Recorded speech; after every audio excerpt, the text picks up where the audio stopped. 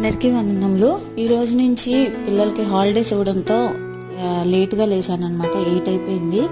8 అయిపోయిన తర్వాత నేను నార్మల్గా బాల్కనీలోకి వెళ్ళి చూసినప్పటికీ చాలా ఎండగా అనిపించింది. వచ్చి నేను కొంచెం సేపు ప్రేయర్ చేసుకున్నాను.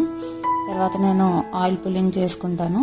దానికోసమే ఆలివ్ ఆయిల్తో ఆయిల్ పుల్లింగ్ అనేది చేసుకున్నాను. ఆయిల్ పుల్లింగ్ ఈ మధ్యన కంపల్సరీ నేను డైలీ బ్రష్ చేసే ముందు కంపల్సరీ చేసుకుంటున్నాను.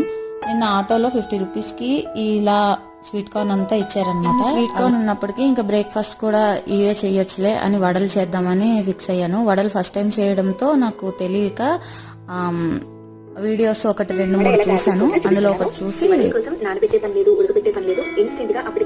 ఇలా 2-3 వీడియోలు చూసి నేను వడలు అనేది స్టార్ట్ చేశాను. దానికోసం జీలకర్ర, పచ్చిమిర్చి, అల్లం, కొంచెం మిరియాలు తీసుకుని గ్రైండ్ చేసుకోవాలి. ఫస్ట్ కళ్ళుప్పు వేయలేదు, ఎక్కడ కరగదేమోనని. ఇది పార్ట్ 2గా కూడా పెడతాను.